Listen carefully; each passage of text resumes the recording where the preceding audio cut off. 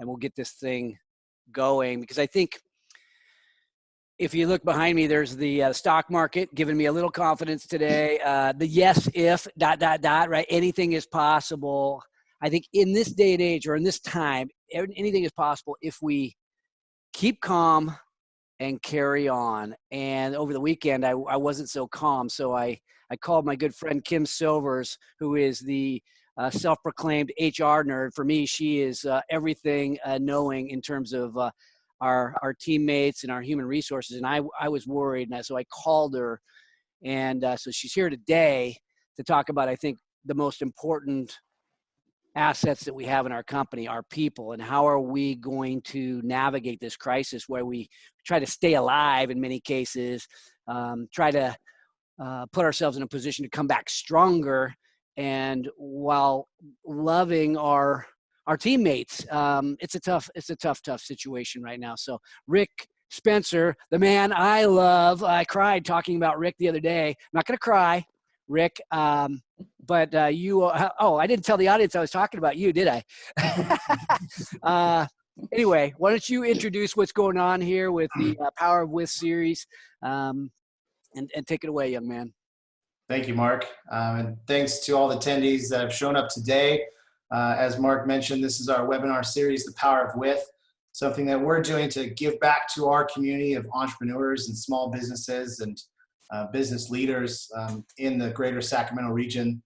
We've just had overwhelming support from our partners in doing this. We've been doing them daily, sometimes twice a day over the last week, and it's just been great. And when we, when the crisis started happening, everyone started having HR questions, right? Everyone wanted to know, what do we do about people? And we couldn't think of a better partner to invite to talk about the topic than Kim Silvers and SilversHR. SilversHR has been a community partner for HaneyBiz, since the beginning, and just one of the greatest supporters of our community. We, as a business at HaneyBiz, use SilversHR as our go-to experts for our internal HR needs. And Kim has just built an amazing reputation, an amazing team, and we're so lucky to have both her, as Mark said, the chief HR nerd, as she likes to self-proclaim herself, as well as Stacey Sommerhauser, who's the Director of Client Services at SilversHR. So you're in for a treat today. We'll be recording this, so you'll be able to share all this amazing insight with others. We do have a Q&A icon on the bottom of your screen. So anytime throughout the presentation, if you have a question, feel free to use that Q&A feature, and we'll make sure that we get to as many questions as possible or follow up afterwards. So without further ado, the stars of the show, thank you so much, Kim and Stacey. We're excited to hear from you. Hi, well, thanks, guys. Good to be with you. I have to tell you, I asked Stacey to join me on this today. We are inundated with questions. I told Mark earlier, normally we have about 90% of the answers when our clients call. Our clients are employers that typically range from about 20 employees to 200 employees. We certainly have larger and smaller clients. And most of the time, we've dealt with the situation. Certainly with the coronavirus, nobody's been here, and there is right now the first law passed, the Families First Coronavirus Response Act, that was, I think, written and passed within about a 2-week period. Typically, laws take several months to several years, and boy, does the the lack of preparation show on this. So I would say Stacey and I and our team of consultants know maybe about 50% of the answers people are asking. We are talking to legal counsel every day. We are not attorneys, and I should just put out the disclaimer that nothing legal advice, but we're talking to employment attorneys every single day about how this law is to be interpreted, and it goes into effect on April 1st, no fooling.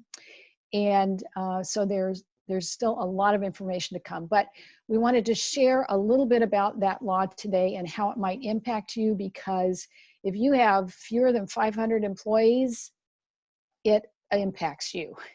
And so that's just, we have maybe a dozen clients that it doesn't impact, and everybody else it does.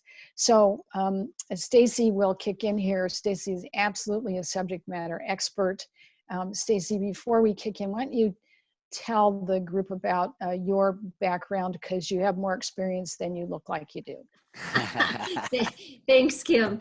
So Kim and I, when we were talking yesterday about what we were going to talk about today, I was reflecting on my past when I was in home building and construction as a director of HR, and it really resonated in terms of what we're seeing today.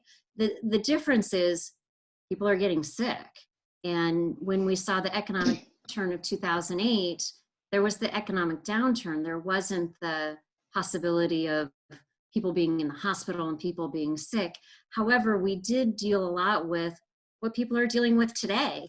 So that time, reflecting back on that time and trying to understand what should we have done differently, what could we have done differently, helped us in putting some of the slides together for everyone today. So, you know, one of the things that we talked most about was when we were laying off people in the home building construction industry in 2007 and 8, you know, it was one person and then 2 people, and then 3 weeks later, 4 people. And it was just this slow bleed. And it was very taxing on our people, on me, on everyone involved. And how could we have done it more effectively? And looking back, we tried to take that human component into it. But today, would we do it differently? Maybe a little bit. So that was something we were reflecting on. And, you know, in all my time in human resources over the past 25 years, aside from that economic downturn in 2008, the only other time that I can recall is it's the September 11th, when those things occurred, and HR really needed to be heavily involved in the things that were happening at that point. So those are 2 times where I can reflect back and I can see, okay, you know, this is some learning back from those situations. This is a little bit different, but there's a lot going on today. Okay, thank you, Stacey. All right, so let me we have just a few slides. We want to talk with you a little bit about the Families First Coronavirus Response Act. I've got to figure out a shorter name for that. And then if we have time at the end, we're certainly happy to answer the questions we can answer. Then Stacey and I have put together a list of the 10 mistakes we see most often that CEOs make in the people side of a crisis. And so, you know, if we have time, we'll share those with you. So let me share my screen and get started here. Couldn't I have permission to be a little Marcus Interruptus today too? I won't do it too much, but I may jump in because I can't control myself sometimes. Of course, Mark, you may have permission.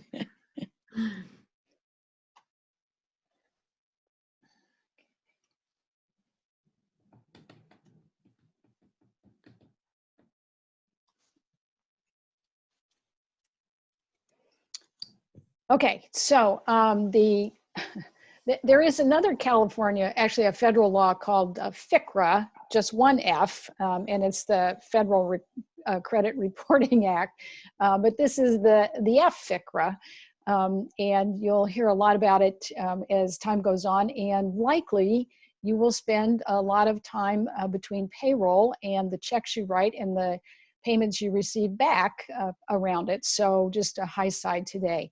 There are several parts to this law, but we're just going to talk today about the 2 highlighted areas. One is the Emergency Family Medical Leave Expansion Act, and then the other is the Emergency Paid Sick Leave Act, both of which will allow your employees who are impacted by coronavirus to collect pay, either partial or full pay up to a cap. that the feds have allowed, and then allow the employer to receive an immediate tax credit in order to fund those payments. So let's go through some highlights here and just kind of review what we know so far. So I'll start off with the what we're calling the EFMLA, or the some people call the FMLA plus. For most of you, if you have fewer than 50 employees, this does not apply to you. And or excuse me, the FMLA generally does not apply to you.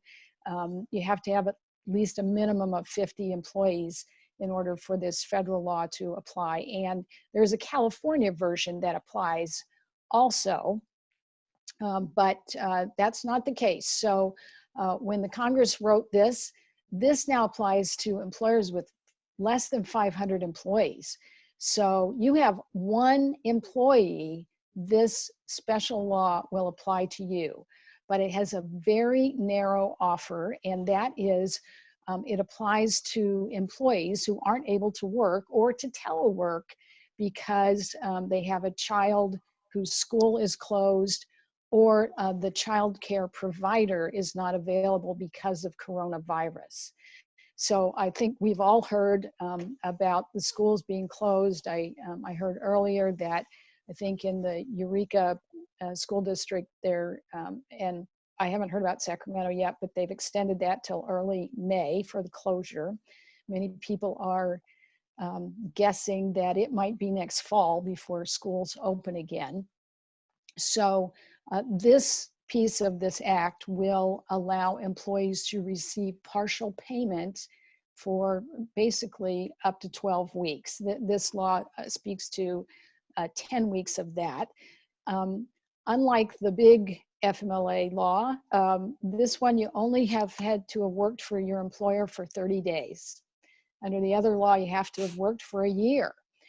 There's no minimum time. This could be a temporary employee. It could be a part-time employee, but it allows an employee up to 12 weeks of protected time off. And protected means that the employee must be guaranteed reinstatement to their same or a similar position at the end of this leave.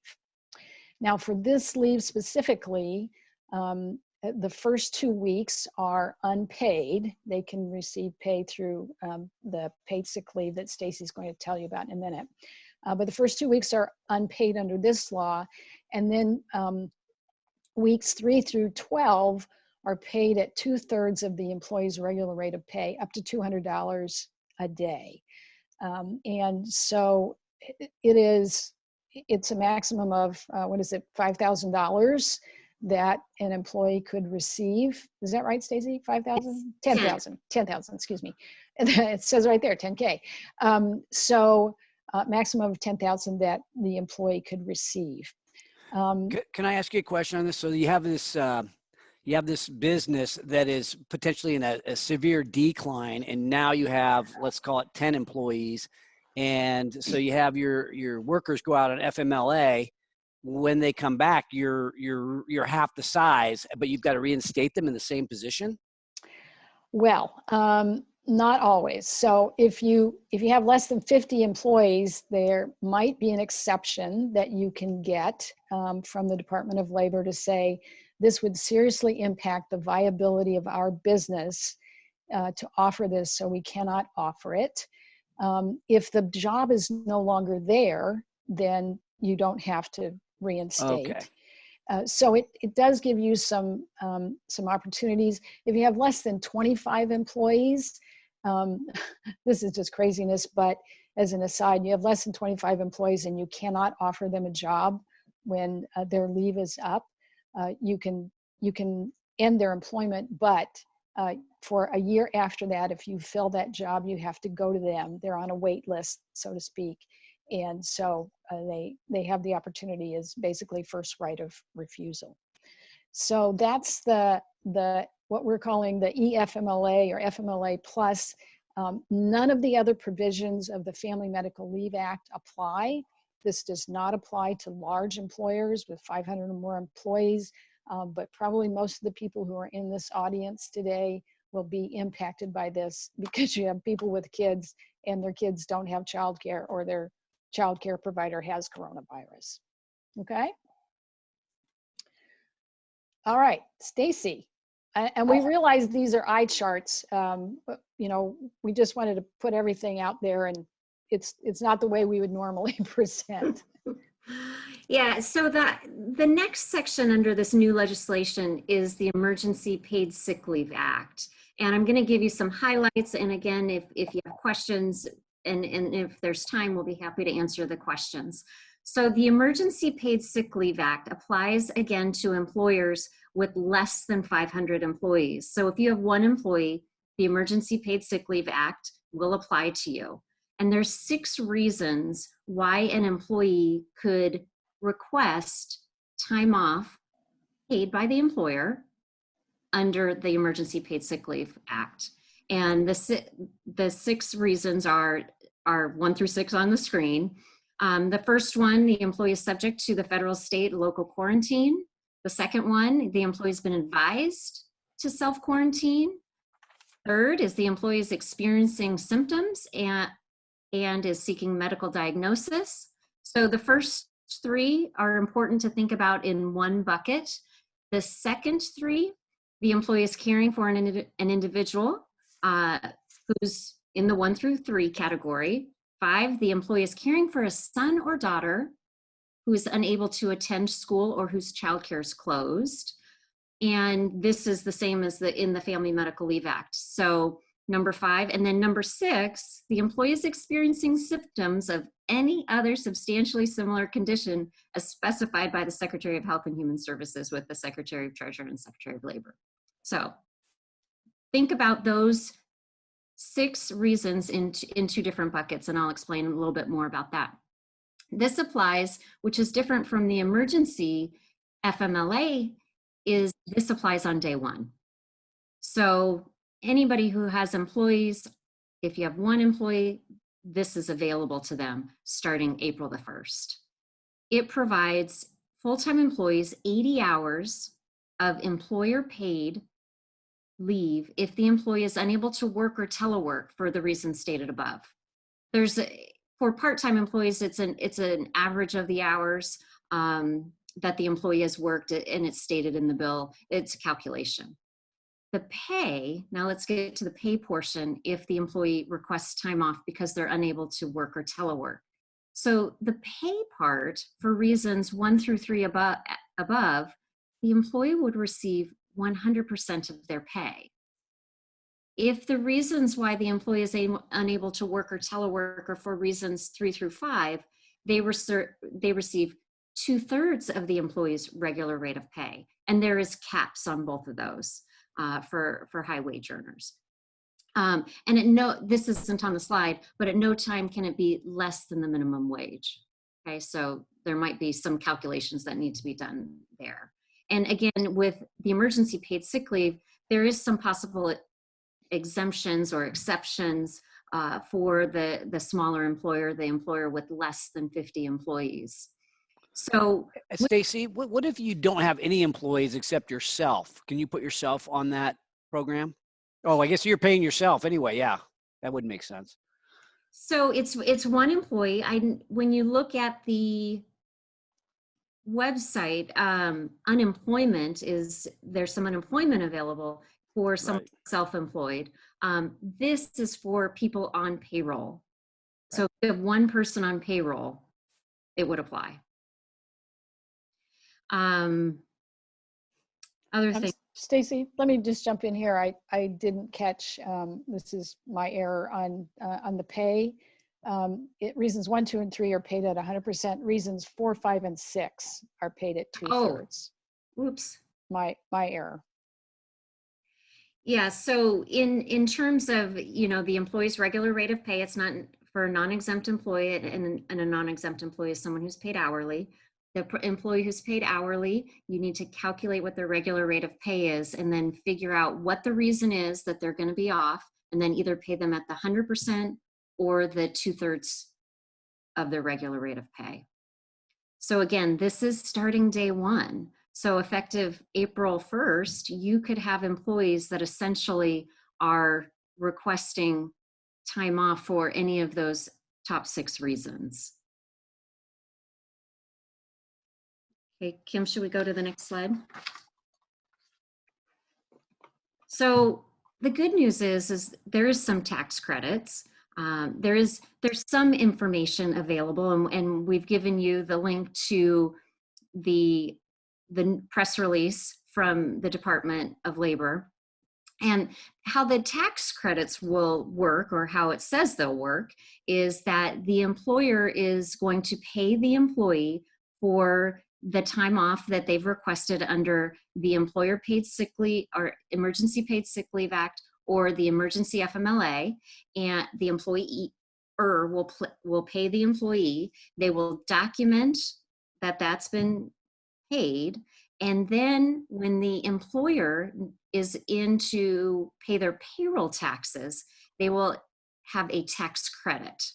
So as you can see there on the screen, the tax credit would be taken when you are paying your taxes. And for example, when you withhold federal income taxes from your employee, or the employee's share of Social Security or Medicare, or the employer's share of Social Security and Medicare, if that amount, say for example, is $8,000, and you've paid an employee paid sick leave, emergency paid sick leave, or emergency FMLA, $5,000, then your taxes that you would pay for the quarter or the month, or however you pay your payroll taxes, you would pay $3,000, or that's what the press release says. So again, we're not tax professionals. We always recommend you consult with your CPA. The press release will go into more information. There's the link for the press release. There is some really good information there. So I do recommend that you reach out, or that you click on those links and go to the Department of Labor. There's a lot of great resources. The next slide will show you, we'll have some additional resources. So initially you will have to put up the money for the employee who is requesting time off for the emergency paid sick leave or the emergency FMLA expansion. So you will put that money out to the employee first, and then you'll get it back in a tax credit. Okay, next slide. Let me, before I do that, let me just make a comment on this.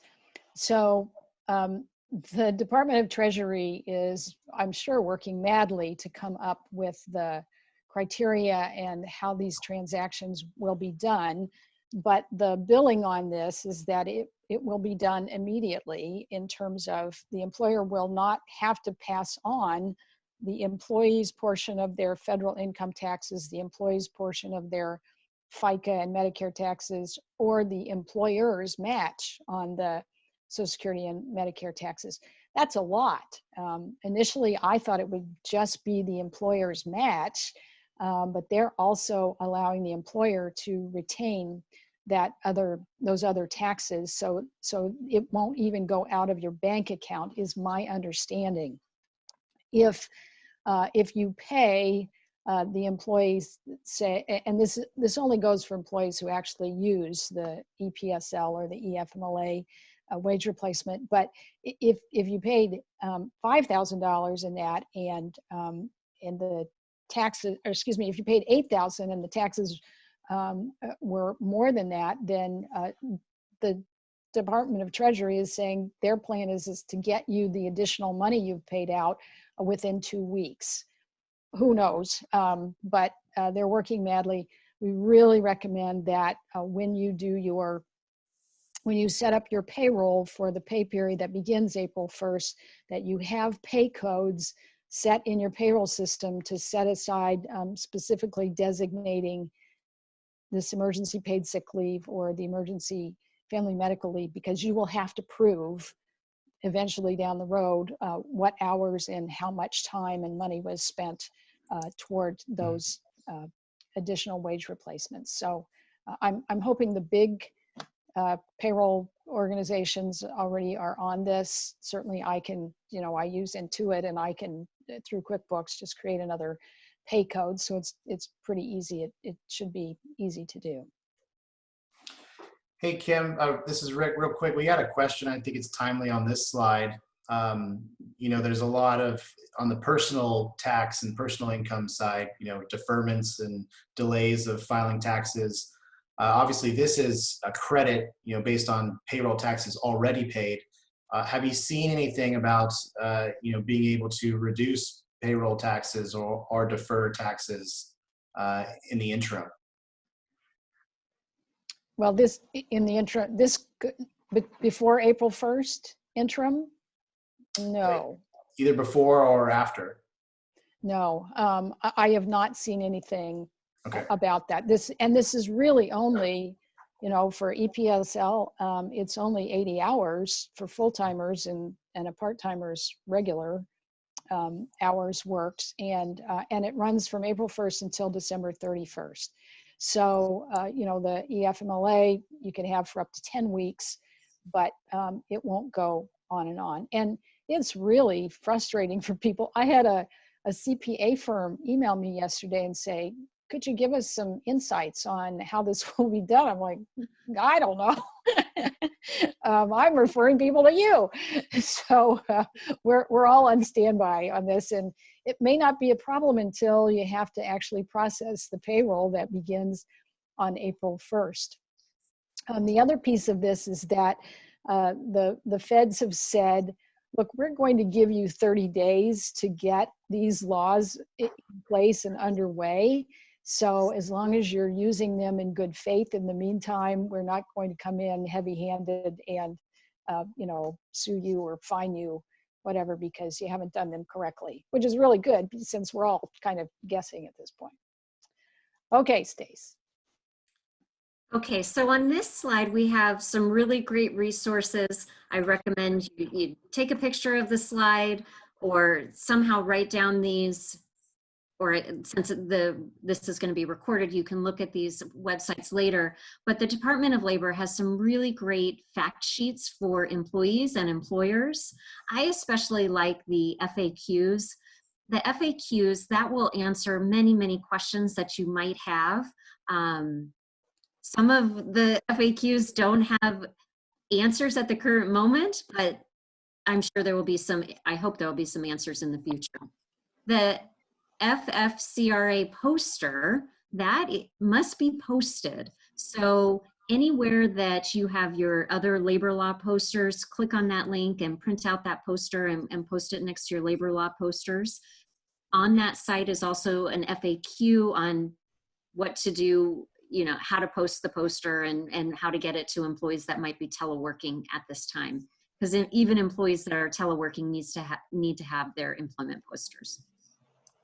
So the last link there is to the California Labor and Workforce Development Agency, which is another great resource for you. And at that link, you will be able to see what's on a couple slides from now, which talks about the SDI, unemployment benefits, paid family leave insurance, and when employees can select those. There's a nice table. We're going to show it on a couple slides from now, but that's a really great resource for us here in California. Let me talk just a minute here about a couple of terms that are being thrown around, and I have recently adjusted my definition of these.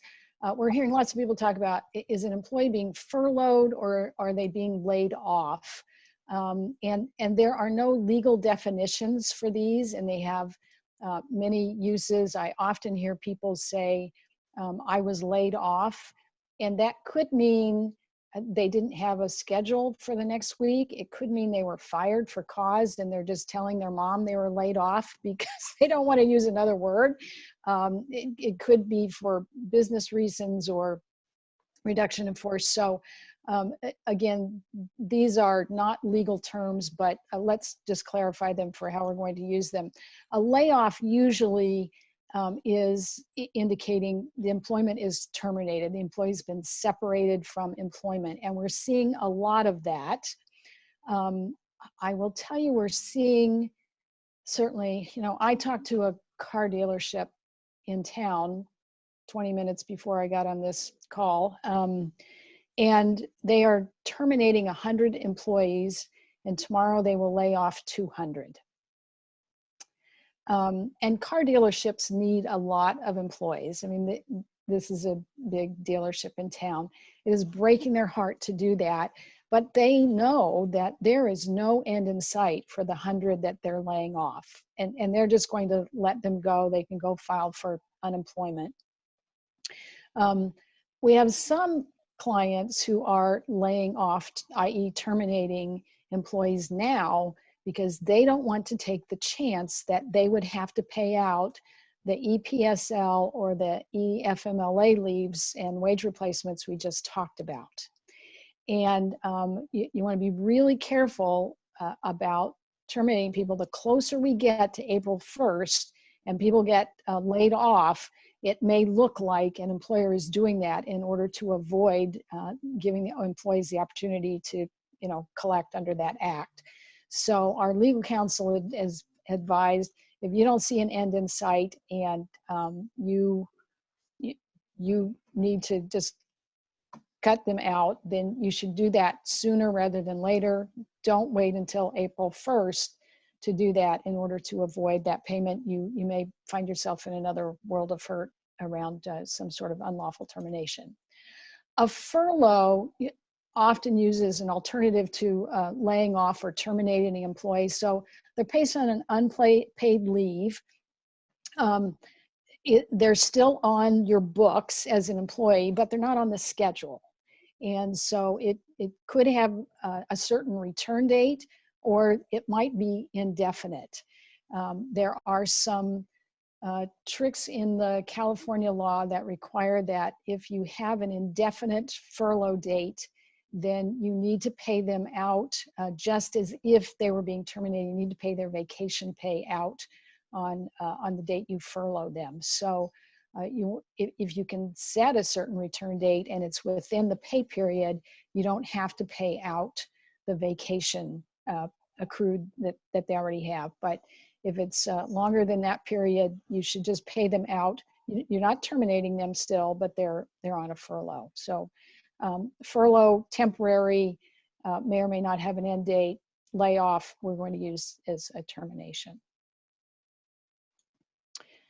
Stacey, you want to talk about this chart? So this was the chart that I was referencing earlier.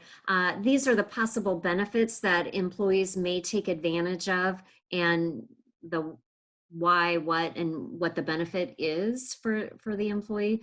Obviously, if you've terminated an employee, they will be eligible for unemployment insurance. If someone is unable to work because of they are under an illness related to the COVID-19, it's disability insurance. If I'm caring for a family member because of a COVID-19 related reason, it will likely be paid family leave insurance. Now, employees are eligible also to use their California paid sick leave if they are ill or sick for a COVID reason or for any other reason, or for preventative care when civil authority recommends quarantine. So in California, we have California paid sick leave, and keep in mind the California paid sick leave is in addition to the emergency paid sick leave under the feds. So the employees have both. And so that's the paid sick leave.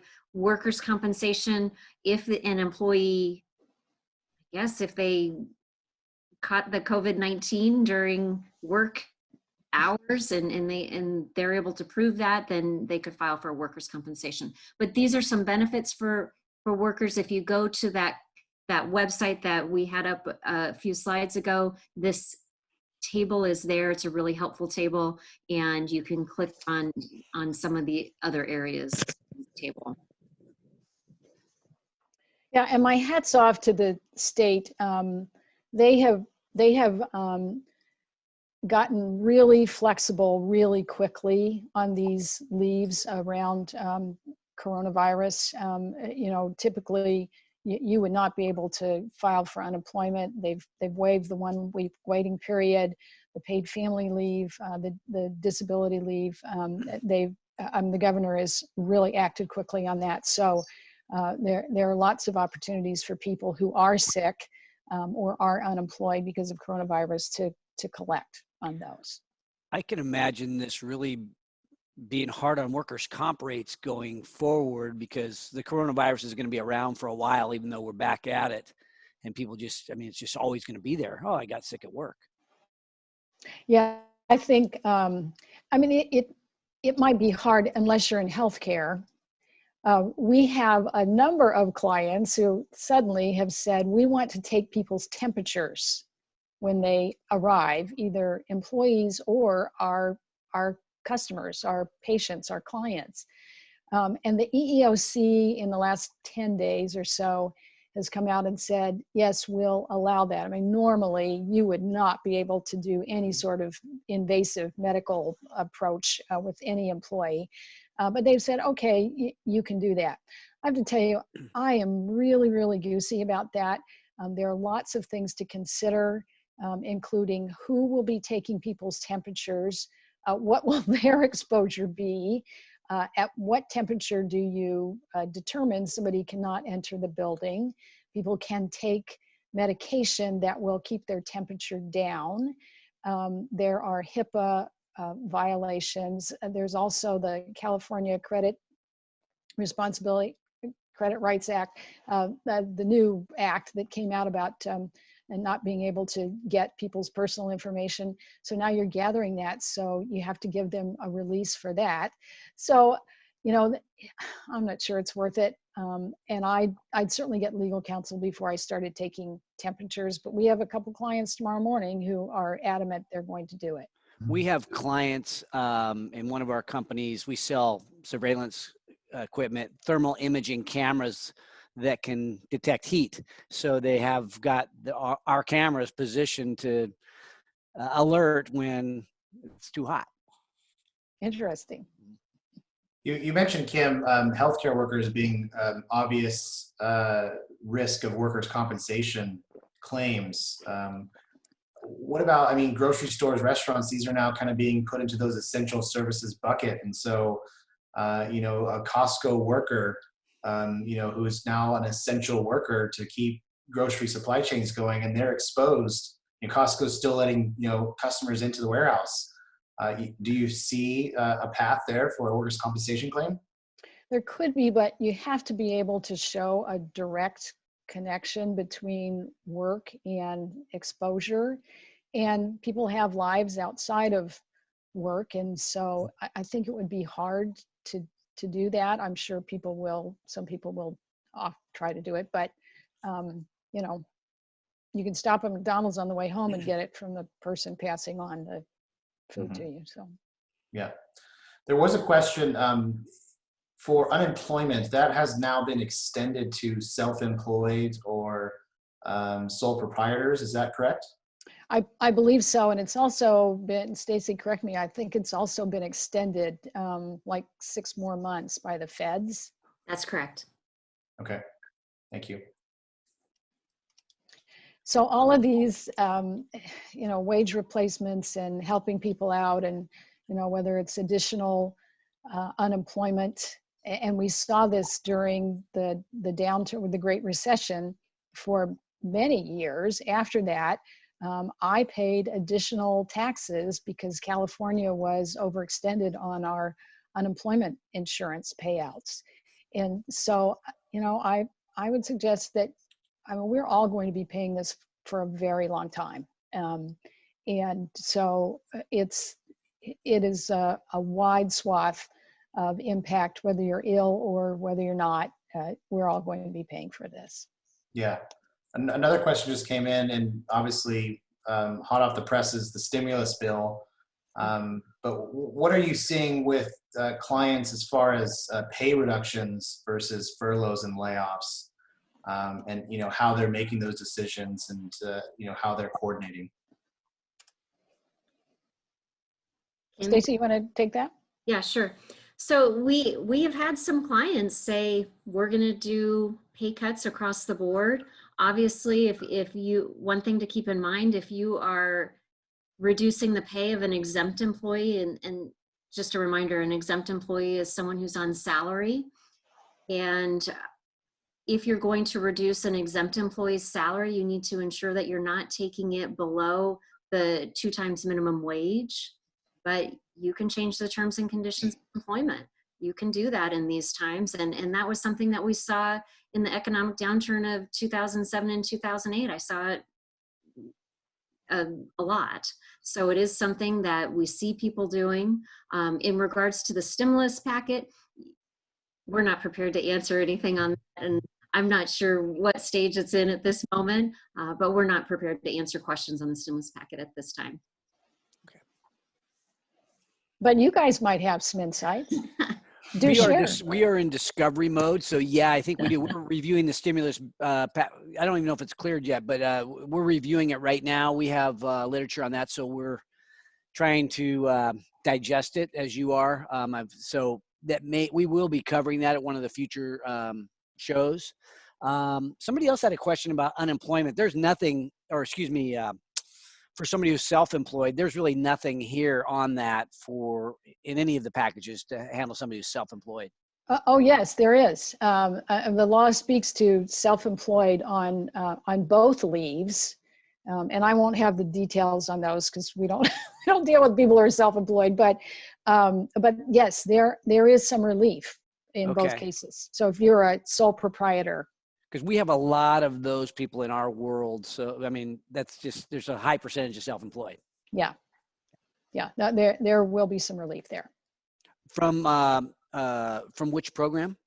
From the act, the FFRCA, we just talked about, from the FFICRA. It does speak to that under both of those laws. Oh, okay. Okay, well, why don't we run through quickly some of the mistakes we've seen. Now, I've been through a couple of centuries of downturns. Stacy's only been through 1 century of downturns. So we just kind of made a list of the things we see, and let me pull up the slide here and we'll go through those.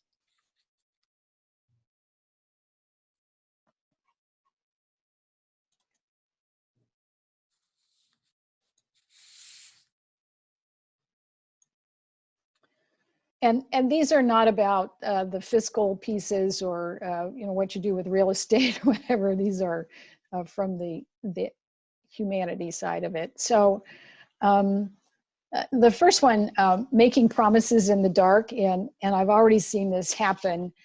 Some employers just get panicked and offer people extra paid sick leave. I mean, I have an employer right now who offered people paid sick leave beyond the 3 days that is mandated by the state of California for 2 weeks. And then the employer says, oh, wait, there's this federal law. So what I've offered my people already in the 2 weeks will count towards that federal law. And I said, no, there's no retroactivity on the new emergency paid sick leave. So what you've already paid out, you won't get tax credit on. And they could have up to 10 days of emergency paid sick leave that you could get tax credit on, but you're going to pay it out. So I think, making those promises in the dark without recognizing, without having CNBC on in the background or whatever you have on there, Mark, and not knowing what's in the works, what's coming. Can't block it. We have had, this is Kim ranting here, but we send out a list of frequently asked questions to our clients, and we're doing it every week. And in the next week, we'll probably do 3 of them of just the things we just keep hearing from clients. So let us share with you what other people are going through and what our answers are. So I send them out every week. I should know by now, not everyone reads what I send out. But yesterday I sent out what the Department of Labor offered on the summary and the posting. And I had a large client, who emailed me and said, what? This is paid time off? Are you kidding me? And you got to come out of the darkness here and know what's going on. So, beware of just making those offers, giving people stay put offers or big severance packages right now because you don't know what's coming down the path. Probably a big one, and I think I hear this talked about every time I watch this podcast, is the internal and the external communication gets out of whack. Either I'm spending so much time trying to keep my clients happy and keep them informed and keep them engaged and paying me that I'm not paying attention to my employees, or I'm so busy doing the caretaking of my employees, I'm not doing the caretaking of my clients. Mark, I know you know Jeremiah Miller. I adore Jeremiah, and Jeremiah had a great podcast this week and said, you know, you need to outservice your competition with your clients at this time. And so I think it's obviously always really important to over communicate. Apparently with that client who said to me after 16 emails I've sent about this, what, this is paid leave? I just need to keep that message. And with my staff, you know, I have a staff of really, really highly skilled, smart consultants and support staff. And so I am telling them frequently, you know, here's where we stand as Silvers HR in terms of our fiscal stability. We're quite solvent, and I want you to feel comfortable about that. I don't want you distracted with, can Kim make payroll next week? I want to make sure that you're confident that we're an ongoing organization, or I need to say, look, we need to go look at things and switch them up, and maybe you won't be working as much, and let's talk about that. So anyway, you need a balance of internal and external. Stacey, why don't you take this one? Yeah, so the next one that we selected was ignorance of separation practices and regulations. And this really goes into wage and hour and being compliant with your practices. Most importantly, if you find that you need to lay off, i.e. terminate employees, ensuring that you're paying out the final pay, all the final wages, all the final accrued vacation, PTO, whatever it is that you have, because every day an employee has to wait for their final wages, you're going to pay 1 day of waiting time penalties if that employee goes to the Department of Labor and files a claim. So the ignorance of separation practices and regulations really have to do with ensuring that you know technically what needs to happen. And if you don't know what technically needs to happen, ensure that you're reaching out to someone who can share that information with you. The next one we have is our Cancun focus as the chief data analyzer. And this is really about ensuring that you have a community around you that can provide advice and like Kim said earlier, not just taking your information off of the news media on your television behind you, but getting other people involved and ensuring that you have consultants and peers that are there to help you, so that you're not operating in a silo all by yourself. You have some other people that help you make those decisions. All right, and the next one is similar to that. The old saying, "It's lonely at the top," is true, absolutely. And so I find that when the CEO is doing all that thinking on their own, they don't have partners, whether those are personal partners or business partners. They don't have a coach. They don't have something like EO or I'm in Vistage, some sort of peer group. They're not calling subject matter experts to get thoughts. I think that is really, really frightening. And it becomes more frightening when you're in a crisis. It's already bad news bears if you're not in a crisis, but living on that island without partners around you is not a good piece. The next one we have is, what's a continuity plan? And with this one is, do you have a plan? And most of those we're finding, maybe we didn't have a plan 3 weeks ago and we're having to make things up on the fly. And hopefully in the future, when things come up similar to what we're experiencing today, we'll have some sort of a plan. a list of what we need and what are the resources. One of our partners, our legal partners, sent us a resources for a continuity plan. Is that what they called it, Kim? Yes, coronavirus continuity plan. Coronavirus continuity plan. And ensuring that you have a plan in place for things like this in the future, should they come up. The next one listed You're breaking up a little bit, Kim. Pardon me? You're breaking up. Sorry, you were breaking up. Could you start that over?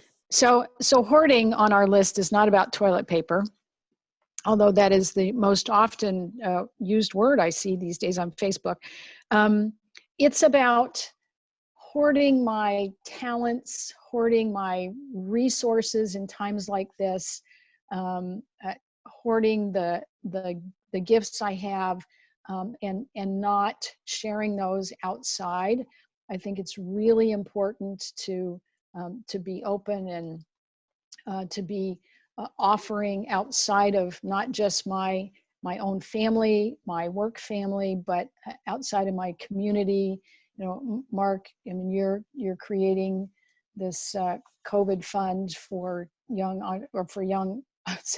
for entrepreneurs who are struggling on this. And so it's a time to look outside and see how we can share what our plans are, to look at new opportunities, and not just think about hunkering down. So letting your temple crumble, and by temple we mean ensuring that you take care of yourself, taking care of your body, and sticking to some sort of schedule. We will get on the other side of this, and ensuring in that process you've taken care of yourself, whether it's exercising every day, eating right. Kim asked us, I think on Monday, she asked us when we were all on a teleconference, what are you all wearing? And, you know, we had to, you know, share what we were wearing. And one of the things that I think— Rick asks me that once in a while too. I don't know what that's about. That was before the harassment training, Mark. Oh, that's right. So ensuring that you stick to a schedule and you get enough sleep every night, and you get the exercise, and you're continuing to eat right. I know we're all being at home, and the refrigerator's just on the other side of the wall that I'm sitting at, and you know, I might go there a little bit more often than I normally do, but ensuring that we take care of ourselves, because if you're not taking care of yourself, how good are you going to be for your employees? How good are you going to be in that crisis? So ensuring that you take care of yourself. Yeah, and Stacey and I talked about this. I won't go into detail, but you know, your body is a temple. And when I was a young manager in my 20s and 30s, I could leverage this a long time. And I could go on very little sleep, and I could eat a whole lot of sugar and drink a whole lot of rum and Diet Coke, and it didn't show up. As the decades have worn on, certainly by my 40s, I could start to see that it would show up to me sooner, and then, you know, it shows up to everybody else. So I really have to take care of myself so I can take care of others. And Mark, I know you live that. Well, the one thing that is difficult right now, I found myself waking up in the middle of the night more often, and we need sleep too. Beyond, I mean, a good, my workout's gotten a little messed up because the gyms are closed. I've had to create new routines, but I think one of the things for making the right decisions and being at our very best at this time of crisis, we got to get sleep. Yes. Yeah. Number 9, we're almost done here. Failing to recognize everyone as a potential customer. And, you know, there's a large consulting firm, an international consulting firm. And when people leave their firm, they have created basically a reunion of ex-employees, because they recognize that once those people leave the organization doesn't necessarily mean that they leave the potential to be a customer or client down the road wherever they're going next. And so I think about this in terms of whether it's how I'm giving people bad news, it's how I'm treating my clients right now, how I'm treating potential clients or people I don't even know who are clients. You know, the good news and the bad news is my name is on the front door of my business.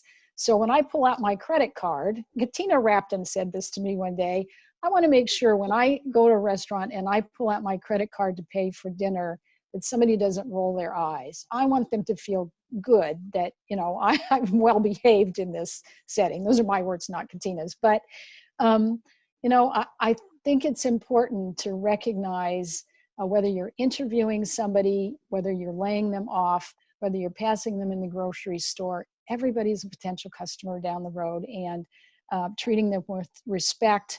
And as I've heard on this webcast a few times now, how you treat people now, they will remember a long time from now in this crisis. And then number 10, decisions absent values. You know, for many of us, we spend a lot of time and sometimes consulting money to create mission, vision, values, and, you know, we've got them posted in special places and on and on. But in times like these, we are going to make some tough decisions, some really important decisions. And I find when organizations go back and test those to the values they have stated, they tend to be much more sustainable. They tend to be a mirror of what that organization's values are and what they want the culture to be now and going forward. So I think that it's a great measurement stick to use. And I really encourage people, when you're making those decisions, don't make them on the fly. Take a little time and go back and weigh those with your values. And that's those are all the mistakes we've seen. Thank you Oh, so sorry, much. I was calculating in my mind how much toilet paper I have left at home. So, so thank you very much for sharing this. I think we probably have a few questions. Rick, I don't know if you have any follow-up questions or if there's anything else lingering from our audience. There's only one last question we haven't asked or answered, I should say, and then we'll finish up here. You know, AB5, and that's a whole other webinar. So just the 10-second response. But do you see, I mean, I've seen independent contractors like Uber drivers included in unemployment and those things. Any kind of just high-level observations about how AB5 may or may not be affected from this crisis? I read something last week. Somebody asked the same question, what's happening? And the answer was AB5 is on the back burner. People are so focused on coronavirus, nothing is happening. Okay, thank you. Well, I guess I don't know that I have any follow-up questions other than any thoughts around decision making. We all know there's this stimulus coming. So you're a company that's short on cash, and you've got this stimulus coming that might get it so you can apply for a loan, and maybe even have it turn into something that's forgiven. Just thoughts around staying composed around decisions, because these are the decisions that get made. This is why the entrepreneur, you know, has stress, is making these decisions that could actually end their existence in their business. You know, I think it's back to the hoarding of, you know, not just hunkering down, but to look at, are there new opportunities when the government is giving us an incredible opportunity in some cases to reinvent ourselves or to, you know, pull ourselves out of the quicksand. And so I think it's a great time to go look at those seriously. I think you certainly want to have either your CPA or your CFO or, you know, your attorney thinking out loud with you about that, as well as your private board of directors. But I think they've given us a gift here. Again, I don't know much about it, But I think there's a sincere effort to make this better.